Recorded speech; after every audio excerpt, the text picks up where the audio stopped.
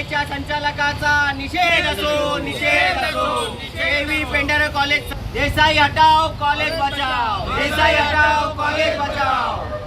प्रभाकर देसाई हाय हाय, प्रभाकर देसाई हाय हाय, कुलगुरू हाय हाय, शिक्षण विभाग हाय हाय, शिक्षण मंत्री हाय हाय, मुंबई विद्यापीठ हाय हाय, सहसंचालक हाय हाय, डोंबिवली शिक्षक प्रसारक मंडळ, हाय हाय, डोंबिवली शिक्षक प्रसारक मंडळ संचालित सर्व संचालकांचा निषेध असो, निषेध असो। डोंबिवलीकर जिंदाबाद जिंदाबाद जिंदाबाद। आपण बघत असाल अर्धनग्न होण्याची वेळ का आलेली आहे। या प्रशासन, हे शिक्षण विभाग, विद्यापीठ यांच्या एकमताने ह्या कॉलेजच्या प्रभाकर देसाई व संचालकांना पाठीशी घालत आहेत।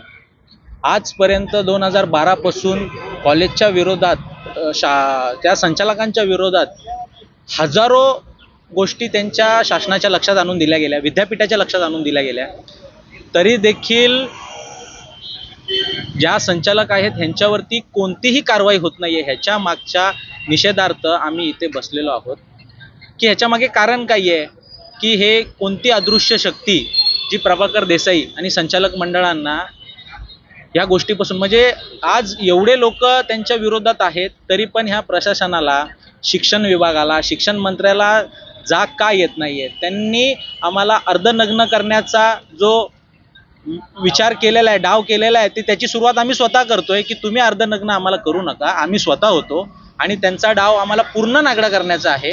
तर त्याची सुरुवात आम्ही स्वतः करून ह्या पूर्ण विभागाचा, आज आमच्या कर्मचाऱ्यांचे पगार झालेले नाहीयेत, म्हणजे हा व्यक्ती इथे इल्लीगल बसलेला आहे, ह्याच्याकडे कोणता एक पुरावा नाहीये इथे चेअरमॅन असल्याबाबतचा, तरी देखील शासन यांना पाठीशी का घालतंय, ह्याच्या मागची कारणं काय आहेत, ह्याच्या मागे कोणते राजकीय नेते आहेत हे त्यांनी आपल्याला शोधून काढायचं, म्हणून आपण ही सुरुवात केलेली आहे। आणि उद्या जर प्रशासनाने याची दखल घेतली नाही त्याच्यापेक्षा आपण तीव्र आंदोलन आपण छेडणार आहोत।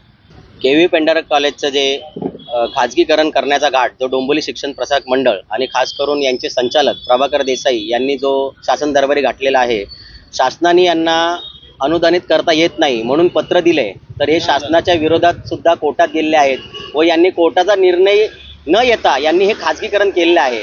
तर यांच्या मागे कुठली अदृश्य शक्ती आहे की प्रशासनाला व पोलीस विभागाला कोणालाही जुमानत नाहीये। तर त्यामुळे आम्ही हा न्याय कुठे मागायचा, म्हणून आज आम्ही अर्धनग्न करून आज या आंदोलन करून या सर्व प्रशासनाला जाग यावी की तुम्ही या अदृश्य शक्तीला का घाबरता व तुम्ही याच्यावर का कारवाई करत नाही, म्हणून या निषेधार्थ आज आम्ही अर्धनग्न आंदोलन छेडलेलं आहे। याबाबत कुठे कुठे पाठपुरावा केला आणि कसा प्रतिसाद मिळतो या आंदोलनाला?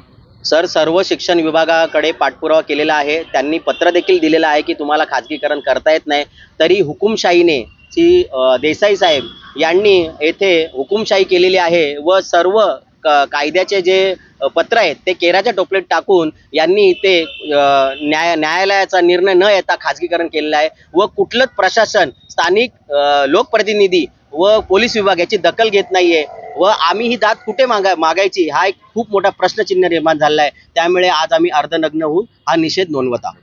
डोंबिवलीकरांचा कसा प्रतिसाद मिळतो?